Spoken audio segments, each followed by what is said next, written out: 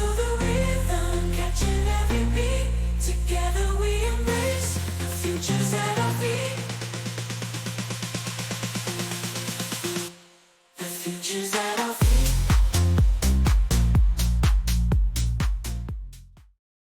Well, hello and welcome to another episode of the Edufuturists podcast. We are loving being in this season of interviewing a variety of people from all around the world.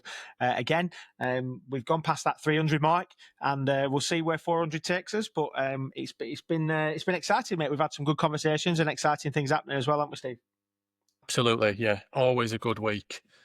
Wherever we are in the space-time continuum, Ben, we don't talk about it anymore. But yeah, it's all good, and we get some great guests on, and life is good. Life is good. It's very good. And to be fair, we are joined in the studio by another great guest. I had a few conversations with the team from Third Space, who will and our guest will introduce themselves in a moment and tell us a little bit about what they do. But actually, let's just do it now. Tom Hooper, we're really, really pleased for you joining us on the Edufuturists podcast. Tell us a little bit about you and how you got to where you are. Yeah, brilliant. Ben, Steve, thanks for having me on the show, and thanks for the show. I'm a subscriber and a listener, and I'm enjoying it. So it's a pleasure to be here. I've worked in education technology for 16 years now. Founded two different businesses, both in online tutoring. Predominantly Third Space Learning, which I founded back in 2013. We're an online one-to-one maths tutoring business. We work with schools in the UK and the US, and the intention is to provide effective one-to-one tutoring at high scale, low cost, to increase access for children in need. The big change I think we're going to be talking about today is for the last decade, we've achieved this by recruiting STEM graduates and undergraduates in Asia. Big population of very clever mathematicians. We can train them, create good jobs out there, increase access. Through the last 6 months, we've gone through a massive shift where we've gone from 100% human tutoring in 2024. Now, all we offer is AI tutoring. So for schools in the UK and the US, so primary and secondary schools in the UK, elementary and middle schools in the US, we offer schools unlimited spoken one-to-one AI tutoring, reflecting all of the research and best practice in effective, what's called high dosage tutoring in the US. Building on the data, the experience that we've accrued through working with 4,000 schools, delivering 2 million hours of human tutoring. And it is a massive step forward in terms of our capability to deliver on that mission of ensuring that every child who needs tutoring can access it, and so helping to close the attainment gap, or achievement gap as we call it in the US. It's really interesting, actually. And have you seen a transition? And obviously, you're on a growth trajectory. Have you seen any implications of shifting from the projection as it was in growth of human to human to AI to human? Have you seen? And obviously, it's always polarizing in any space, because ultimately people see it as replacing humans, but actually it's not. It's giving more opportunity, from what you've just said, actually into that space to create on maths. I completely agree. Totally agree. And I think there's kind of a few different conversations that we've been having. The most important in many ways was I've had hundreds of conversations with teachers over the last 12 months. And this built a lot of confidence in kind of what in 2024, we thought this is a change that will happen in the market over 5 years. We think we're going to move quicker, and it'll be in the next 2 to 3 years. As we were doing more and more testing in schools through 2024, we realized actually, no, this can happen even quicker than that. We think we're actually going to make this move in 2025, 100% shift in 2025. Just coming back to these conversations with teachers, what I was hearing every single week, time and time again, was teachers saying, we're under a huge amount of pressure. Our budgets are disastrous. We know what effective tutoring is because of the work of the Education Endowment Foundation and through the National Tutoring Program. We know that we cannot afford it for every child that needs it. We know that AI is likely to help the predicament we're in, i.e. lots of pressure, little money. and we want to work with trusted partners who understand the realities of schools and classrooms, and who can use AI in kind of research-led ways. And we, there's plenty of other organisations who reflect that, but I think we certainly do. We've worked with 4,000 schools. We've been delivering online tutoring to more than 170,000 children in need, by which I mean predominantly eligible for free school meals. We understand that reality. We've got lots of evidence, lots of case studies. So I think we bring that trust, and that we bring a very sure foundation to the prospect of AI tutoring. And so we had a lot of confidence that teachers were much more receptive to kind of opportunities with AI than perhaps kind of media headlines suggested. And so, yeah, that gave us the confidence, alongside all the testing we're doing, the research we're doing, the data we had, to actually just accelerate this shift, and move much quicker than we had originally thought. And as I was saying, move to a world where we're offering schools unlimited spoken one-to-one tutoring. So, transforming access. I love that. I wrote about Bloom's Two Sigma problem, which obviously is going to, in this space, is going to be big. And for those people who are listening, who aren't familiar with that, to kind of, I'm going to say bastardize it, but I'm going to try my best to explain it. But the principle is that we were looking at what has the biggest impact on student progress, and Benjamin Bloom basically came with a concept that the thing that has the biggest impact is one-to-one tutoring on student progress, and then what we needed to do is to find opportunity to scale one-to-one tutoring as best as we could, because the 1 to 30 model, or the 1 to 20 model, which is common in Western situations, and it's even bigger than that in outside of the Western space, doesn't have that level of personalization and doesn't have that opportunity to really have a huge impact on progress. And we wonder why a third of our young people fail, according to the statistics in the UK, and lots of people drop out, and lots of people are making decisions about voting with their feet and moving into homeschooling and alternative provision and whatnot. So I suppose before we unpick the AI element of what you're talking about, you've been in the tutoring space a while, and the online tutoring space a while. Is that based out of that finding, or is it based out of other things that kind of help us think about why tutoring is the thought process first? Yeah, it's a good question. I think the theme through what you've said and kind of what I'll talk to is evidence. Like the evidence from the research shows that the best intervention you can provide to help a child with their learning, in particular to help a child kind of catch up with where they would ideally be, is one-to-one tutoring. And if we kind of unpack that statement more broadly, inevitably it's messier than that. So kind of Bloom's the kind of Two Sigma point is both a blessing and a curse, because it's a sort of idealized view of what sort of impact you could have with tutoring. When you actually start to look at the research, in particular research at scale, of course the impact is not as great as what's talked about there. But nonetheless, across the UK and the US, there's been a lot of research done, particularly through COVID, when either through the National Tutoring Program or through ESSA funding in the US, significant sums of money were invested in tutoring as part of a package to help children catch up.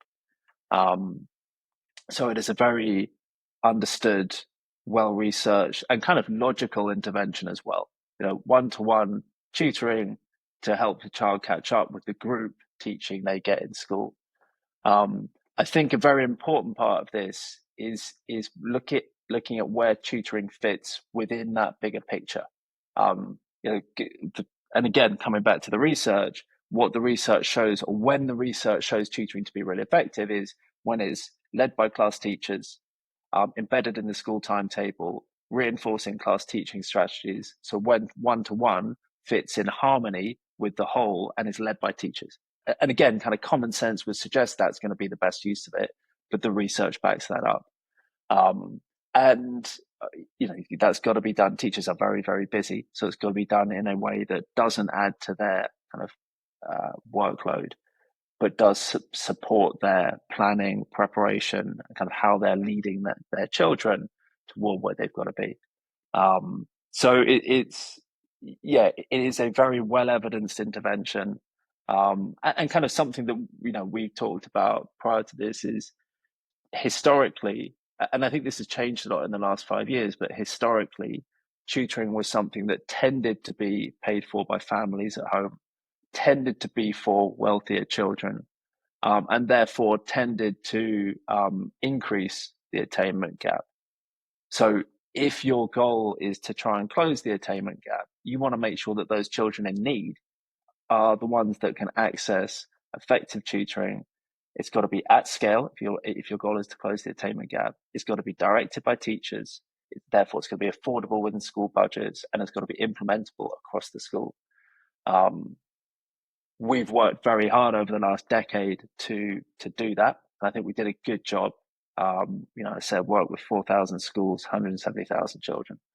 But the experiences, the systems, the processes, the user experiences that we put in place to achieve that, not to mention the kind of curriculum models that informed our tutors and tutoring, that experience is suddenly is amplified now in this AI world of abundant intelligence.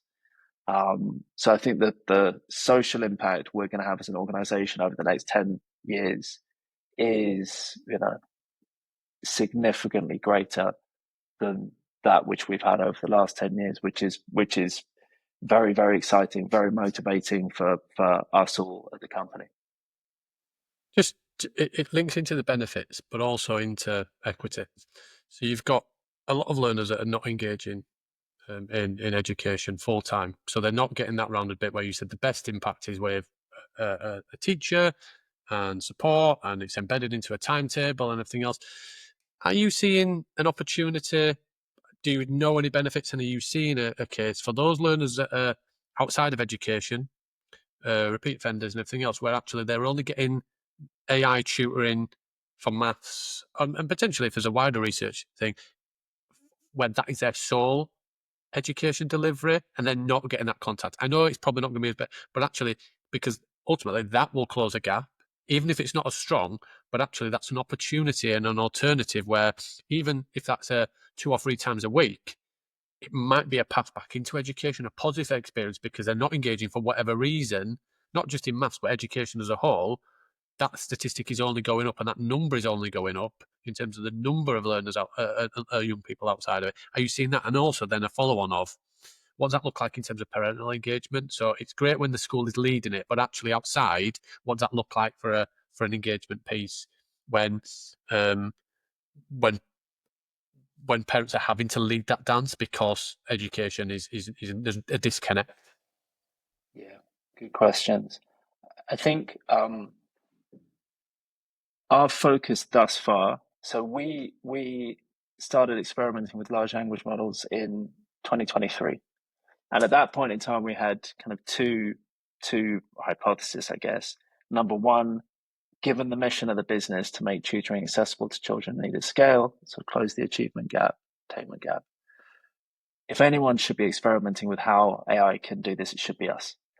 But then two, the platform that we've built, in particular the way our curriculum and programs work to scaffold the human intelligence of our tutors, kind of logically that should be effective for scaffolding the artificial intelligence of large language models. We very quickly prototyped and experimented with, I suppose, testing that and kind of validating that. And then since spring of 2024, we've been testing in schools. We've been in schools every week, working with teachers, working with students, co-designing with them, and going from sort of 10 to 50 to 100 to hundreds of sessions every week. And collecting that data, collecting that feedback, and then benchmarking that data against the data from our human tutoring over the last decade. And I'm coming back to your question here, Steve. Within that, we've been working with predominantly with primary schools. So year 5 and year 6 pupils in primary schools. In next term and next academic year, we will be working with primary and secondary schools, elementary and middle schools in the US. But predominantly the focus will be pupils who are behind expected and providing kind of high dosage, unlimited one-to-one tutoring across all year groups to help them catch up, and ideally to try and address those learning gaps before they arise, particularly before they arise in year 6, and kind of SATs is right in front of you. What we have not done yet is start to experiment with the sorts of scenarios that you're talking about. So children who might be excluded from school, or kind of similar scenarios to that yet. But it seems entirely logical to me that the points you make, that the AI tutoring should be a really, really valuable tool that helps to address some of those scenarios, in part by preempting them. So if you can, and let's keep focus on maths here, but if you can start to build confidence in maths from an early age, if you can start to plug gaps as soon as they arise, if you can give children regular and consistent chance to speak to a tutor, to vocalize their misconceptions, to kind of to explore the idea in and around the classwork they're doing, then you've got more chance of keeping them engaged in their learning over the long term. So potentially you can start to preempt some of the, obviously some of the scenarios you talked about are more complex social circumstances, but whilst we're not sort of testing within those sorts of scenarios, I think this clearly presents a very good opportunity to help learners in those sort of circumstances. So I think that hopefully as a part of what we do will be addressed in the future. I think for any organizations innovating within the space that we're in, it clearly must be a good opportunity, and it clearly should be a focus for us. Again, if your motivation is social impact and trying to close the attainment gap. So I think that will come in due course. Absolutely. I think what's really interesting here is that the decisions you're making around the offer is based are based in research. They're based in lived experience of thousands of students and thousands of schools. But the thing that's really jumped out at me is the conversation that you've mentioned there about making an equitable access here. So rather than just being a rich kids thing, where the parents would pay for that if they needed it, and those who could afford it, but you were typically working with disadvantaged learners, or whatever else the phrase is currently. But those students who wouldn't naturally be able to pay for that in that space, and whether that's a free school meals conversation. So is this done through like a pupil premium grant, or is it, or how does that work to ensure that we have that equity piece, which is really important to all of us? Most schools use pupil premium to fund it. Most schools do that, and so to put a price on it. So I mean, there's different tiers and so on, but effectively for a primary school, it's £5,000, and they can provide every pupil across years 4, 5, and 6 with unlimited spoken one-to-one tutoring. So as many hours as that pupil needs across the year, as many pupils as they want. So not only does it significantly reduce the annual cost of tutoring, but in terms of access, it moves tutoring from being a kind of high hourly cost that is necessarily, because of school budgets, only available to a small number of children in the school, to being a single cost that every child can access, in school and at home, by the way. But predominantly programs embedded in the timetable. And so a key part, a central part of the discussions we're having with schools is about fairness, is about access, and about saying, teachers want to be able to give the best interventions to every child. They want to be able to start earlier rather than addressing misconceptions in year 6. So fairness is a fundamental part of kind of the shift in what we're offering, and in how teachers are making the decision to grab this and go with it. And are you seeing in England the same trajectory, or is there an acceleration between multi-academy trusts and local authority, and smaller rural primary schools in terms of their understanding of digital, their step into it?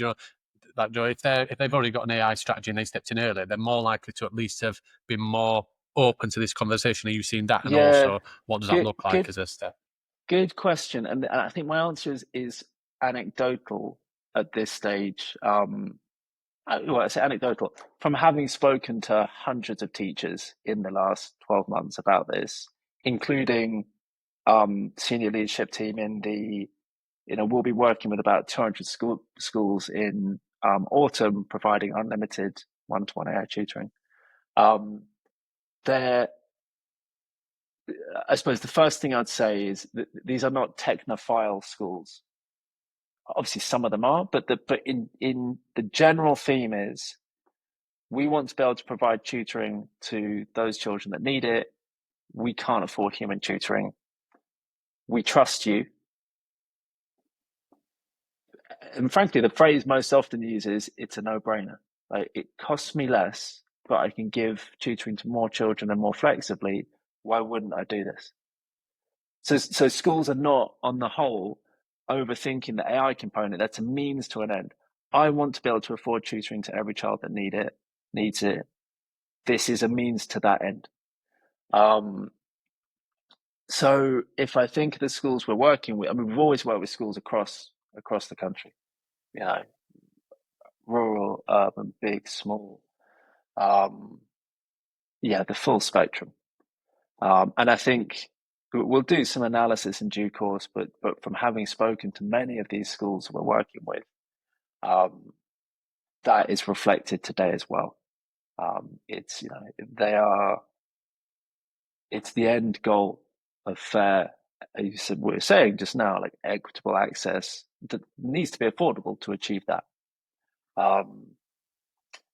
Interestingly, we are probably actually speaking to more trusts at this stage than I'm not sure what I would compare it to actually. We are speaking to trusts. Some of them actually with the trusts have been, some trusts don't have an AI policy in place yet.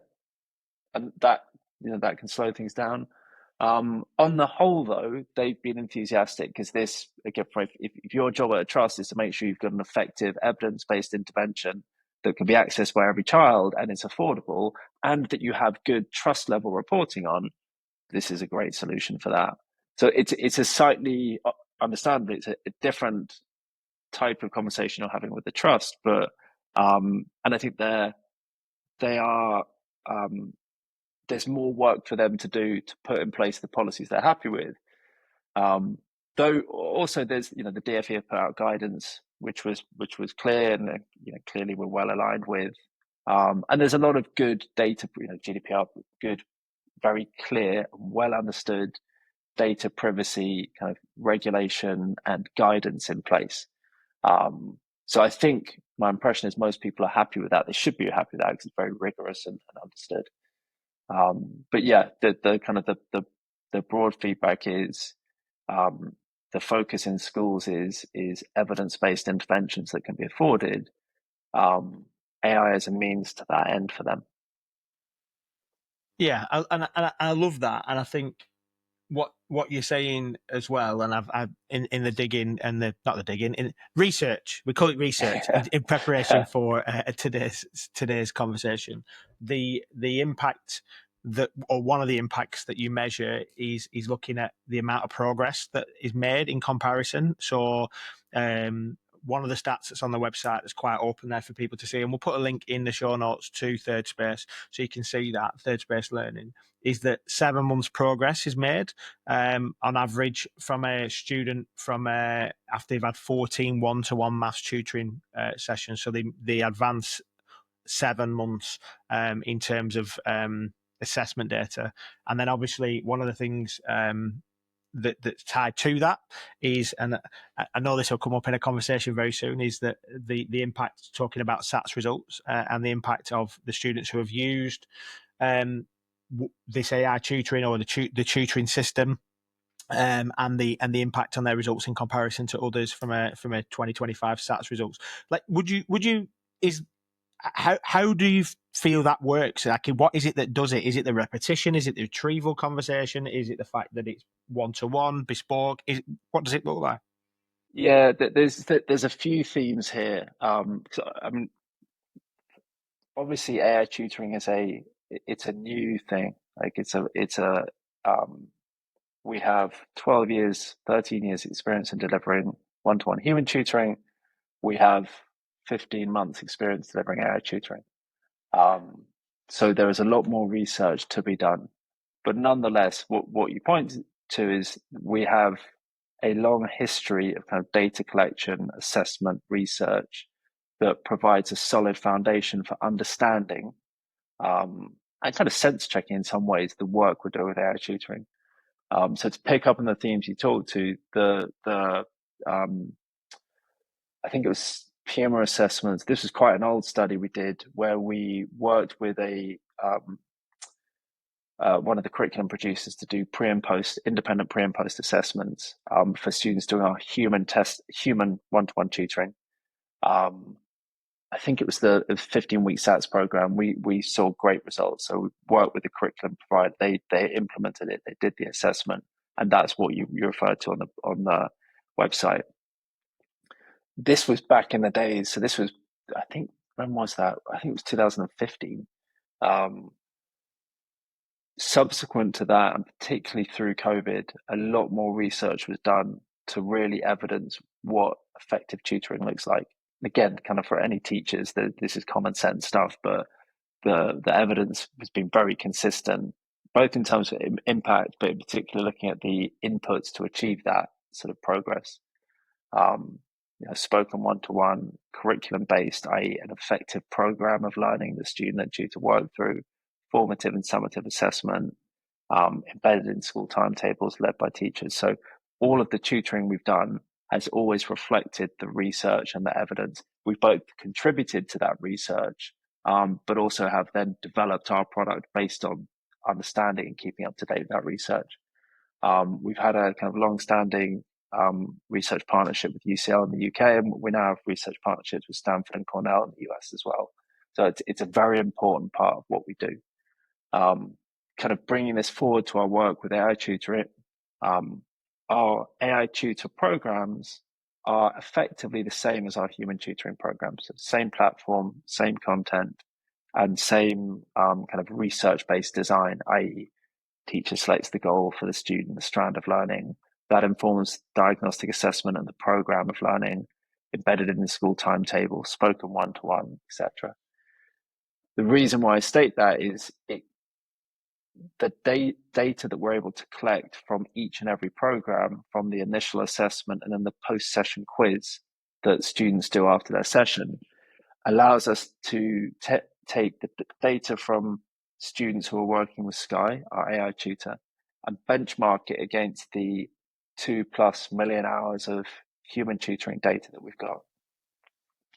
And what we saw, and this is up on our impact page as well, what we saw was that after we looked at the data from 2,600 AI tutoring sessions in spring term, and we could see that the post-session quiz score for students working with Sky, our AI tutor, was slightly higher than for students working with our human tutors. I think it was 69% versus 65%. I mean, this is updating every week now. And that's not an independent scientific study, but it's a decent sample of data and a good benchmark to test it against. So this along with all the kind of qualitative feedback we were getting from teachers and students, it gave us a lot of confidence that we were doing things in the right way. We were already in a position where we could offer an equivalent experience, i.e. AI tutor versus human tutor, but with the scaling benefits of AI and the kind of transformational pricing and impact and access that we've talked to. So there's a ton more stuff that we need to do, but I think it's where we've moved quickly is sort of ironically because we've been able to ground our work on AI tutoring in 12 years of hard graft with human tutoring. So it's kind of, yes, it feels quick, but actually it's 10 years of hard work that sits behind it. And ensuring that we're bedding be it artificial intelligence or human intelligence, in the same rigorous tutoring program design that we've always had and that is reflected in research and best practice. And just on that, you kind of talked about that in regards to AI versus human. Obviously, the business is artificial intelligence, but ultimately those lessons learned, everything else. Have you seen some of the positives that actually human interaction still has that place in terms of that bit, or actually what is it in terms of that? Not versus, but or are you seeing a synergy where actually that looks in? And I suppose a sub question is, I suppose AI, in terms of the ability to absorb information, learn information, and learn Yeah. quickly in regards to the responses helps. If what me and Ben have talked about for the last 9 years, education is no longer just assessing using grades, it's actually a very different metric for looking at progress in subject or holistic education. Will AI have a quicker, better response to understand that rather than having to retrain humans to coach rather than teaching them to the test? Yeah. Big, Yeah, and broad I brush think conversations, I guess. no, there's a few perspectives on this point that I think are important to make. Firstly, the the the way we provide AI tutoring is a small part of a bigger picture. So we only work with schools. All of our AI tutoring programs are led by teachers, as I said, embedded in the school timetable. So children are working in class with their classmates, with their teacher, and 2 or 3 days a week, they're doing a 30-minute one-to-one session with Sky, our AI tutor. And the reason why I emphasize that is kind of student interaction with AI, with our AI tutor, is a small part of a bigger social class learning picture. Because there can sometimes be a refrain of, well, is it is it a negative that children are working with an AI tutor? I think when seen against that bigger picture, no, it's not. It's a small part that reinforces the social learning they have in class. Secondly, and kind of building on that, the teacher oversight and goal setting that informs all AI tutoring programs ensures there is, people refer to human in the loop. It's teacher in the loop. The teacher is overseeing kind of who is learning what, why, what is their progress, how does that inform what they're doing in class, how does that inform what they're doing at home or in their small group learning. Is the pupil putting their hand up more? Are we seeing a growth in confidence? How does that inform what they're going to do next in their program? So the teacher in the loop, the teacher leading those programs, the programs reinforcing class teaching is a really important part of both design and the kind of perspective of how AI tutoring can be used. And kind of symmetrically, we have a whole team of teachers who are designing the AI tutoring sessions. We have our curriculum covering key stage, well, currently 2 and 4, it will be 2, 3, and 4, and then grades 2 through 8 in the US. But we have a whole team of teachers who are designing the sessions, training Sky, evaluating the lessons, looking at the data, optimizing the lessons. Not to mention our account management team that are looking at operationally the implementation, safeguarding, red flags, etc. So there is each different kind of part of the journey or part of the system. There are expert humans involved in oversight, direction, optimization.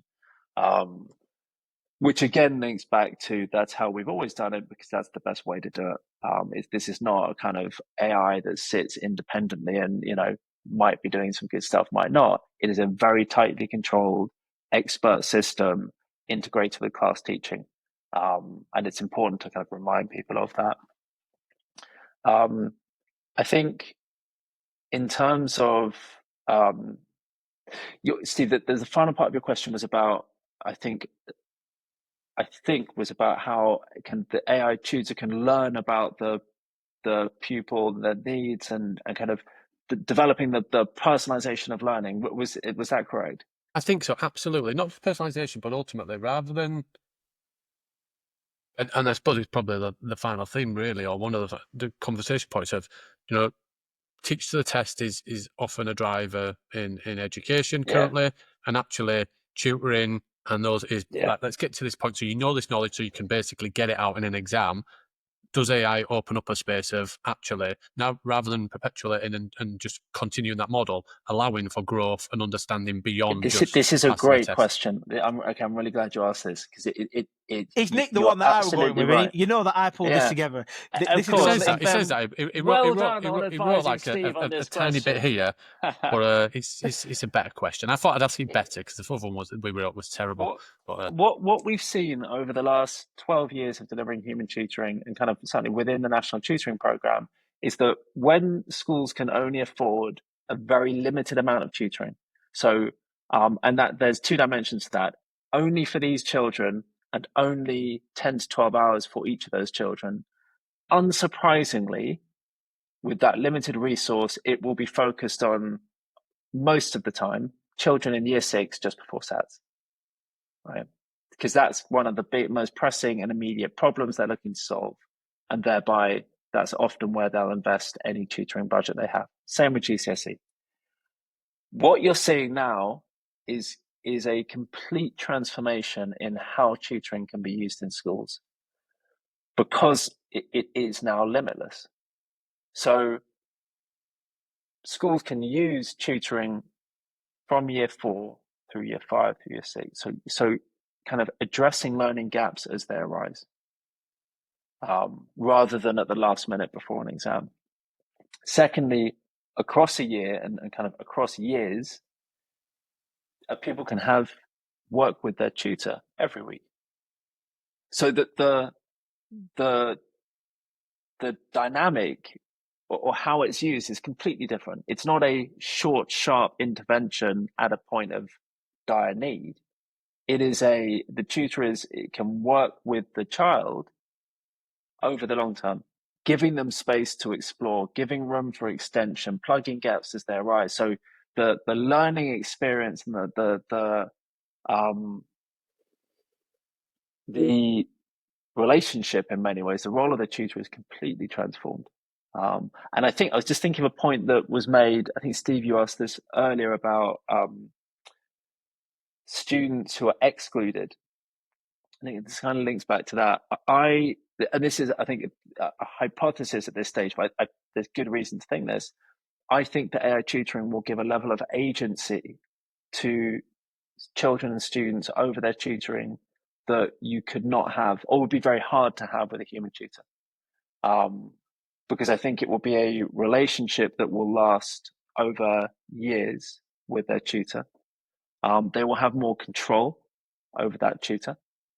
Rather than being instructed, okay, you're going to work with this tutor for 12 hours and you're going to get ready for SATs, I think it will be a relationship that they have more control over, more room to explore their learning. And it will, and you're kind of seeing this in the stats about how younger people use AI as well, the kind of use cases they have for it. But I think it will be a kind of a long-term learning companion. They have more agency, more room for exploration, that could be incredibly powerful.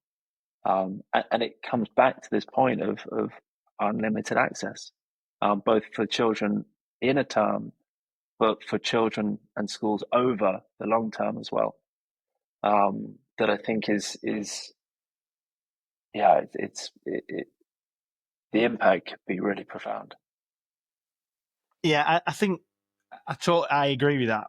In terms of there could be a real profound impact if you can build confidence in this, which is, I think, the key element that you've talked about there. And then also, confidence is, whether we like it or not, is bred when there's success, and success happens, and then that leads to and success has got to be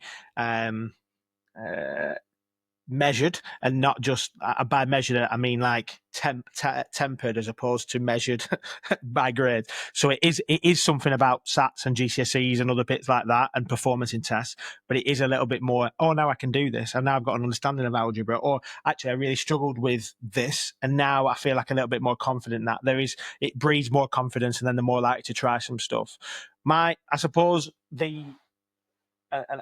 just to dig into that a little bit further, if we can, which is the challenge is that in order to build that lifelong confidence and make sure that this isn't just about passing exams and doing well in exams, there's got to be something in terms of enjoyment. So I'm conscious here, and I know that the engagement and the way that you've built Sky in that space to make it engaging and interactive for learners. But I think about I'm just going to refer back to another anecdote from my girls learning piano. Now they were learning piano and they had a old school piano teacher actually who taught me to play piano. We found out she was still teaching piano, and I didn't finish as far as I wanted to do. But anyway, I quit. And them two have both quit. 11 and 14 have quit because they just felt all they were doing was drilling, and all they were doing is preparing for the next exam. And I look back now and I think to myself, maybe we push too hard on trying to get them to a grade this or to force them to do their scales and their drills when the enjoyment of music that they originally had and why we bought the piano, why we got them involved in, had fallen away because they were forcing it into exams. And I don't know where I'm going. I don't think there's an actual question in there that you're not going to say that's a great question like you just said to Steve twice. And it's not a competition at all. It's not a competition at all. But I'm just conscious here of how do we make sure that we don't fall into that? Ben, that is a great question. That is a great question. Tom, don't give in to him. That ain't a great question. Don't give in to him. No. You are both great. There's a simple. A part of the answer is that if something is expensive, particularly in a time of scarce resource, often there will be a pressure to to get a result from that, which I think is unsurprising. And you talk about those planning lessons. If something is expensive, you think, okay, what progress are we making with this? Because and I think schools with human tutoring, we've been doing this for 10 years, find that like, okay, if we're going to spend this money, we've got to get, what are we going to get for? Okay, we've got to focus it on our stats results. So I think when you can dissolve that pressure and say, look, I'll give you a good example. In the conversations we have with schools about the difference between human tutoring and AI tutoring, human tutoring, if the pupil doesn't turn up to the session, that's 20 quid lost. If 10 pupils don't turn up to their sessions, they miss it, that's 200 quid. That's a lot of money. So you start dissolving that pressure and saying, look, for one cost, you have as much as you need. Then you have room for exploration. And so I think it's a fundamental change in how it can be used. Within that, you're absolutely right, and there's a ton more work we need to do here, is make it engaging and exciting, but also challenging as well. You want them to feel rewarded for doing challenging work and for thinking and learning, not just rewarded for having a fun time. And that's a subtle, you got to get that right. At its core, though, the reason why tutoring works is because it gives children the chance to talk through concepts that they're not entirely sure about. So I think I know the answer. We talk it through, or be challenged to that, of like being asked questions and having to try and give an answer. And that conversation is the best way to do that. Vocalizing your exploring your misconceptions, answering questions, asking questions, getting feedback. Like that, those are the dynamics of spoken one-to-one tutoring, or indeed, obviously, teachers interacting with groups and small groups as well, of course. But spoken one-to-one is a very kind of pure way of doing it. It's one-to-one. But that's giving unlimited access to that interaction and that intervention, I think it will give pupils so much room to explore their thinking, build their confidence, hopefully move from a world where tutoring is used to help them catch up or kind of reach expected to a world where they can be extending themselves. So I think, the focus on what are the benefits of tutoring, what are the requirements for that impact and that rigor, plus the limitless kind of access that we can offer because we've shifted to AI. I think it will over time start to fill those things. I say over time, there's so much more work we need to do. We're at the beginning of this journey. We've done a lot of testing in schools, thousands of hours working with loads of teachers, loads of students, getting lots of feedback. Product team or engineering team working really closely with them. So we're confident of where we are today. It's a good offer at a great price that can transform access and impact. If I think of where we're going to be in 6 months, 12 months, 24 months, it's incredibly exciting. So, can I give you a bit of heads up before we started? We go into 3 quickfire questions. Okay. Ben created some, nervous. and I'm going to give some kudos because over the last 4 or 5 weeks, Ben created some absolute wonderful that have really had some head scratchers and some thought process, especially to it quickfire. So I'll start. Ben will come in and I'll finish. So the first question is: if schools were judged like restaurants by how much customers actually enjoy their experience, what would change overnight?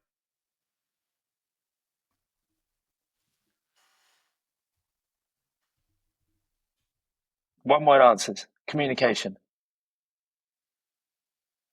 Quickfire doesn't have to be one word, but I like it. Communication. Right. We'll stick with that. Yeah, I think it would. I think it would encourage a lot more communication and richer communication between parents and teachers. Love that. What's the most dangerous myth that educators tell themselves to avoid real change?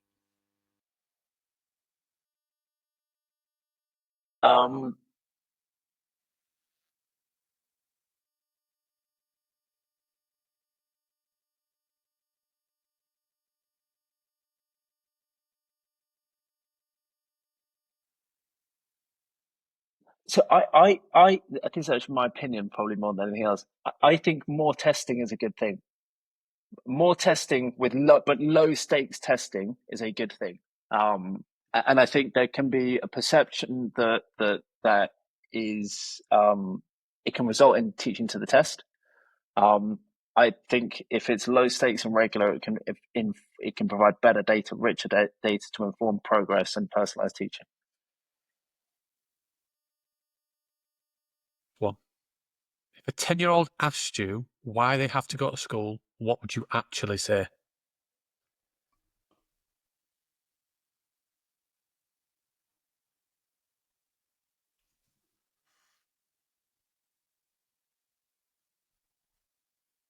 I would say, so I have a 7-year-old and a 5-year-old, so we're not far off getting that question.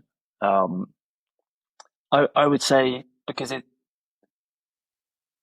the discipline, the discipline and fun of learning you can only get that at school.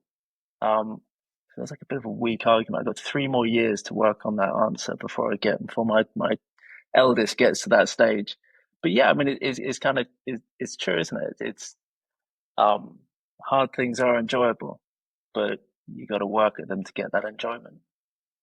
Yeah, I get that, and I certainly appreciate the idea of hard things that are worth having are hard, and also that hard things can be enjoyable when you overcome them, or you find a way through them, or even when you can learn to enjoy the challenge of.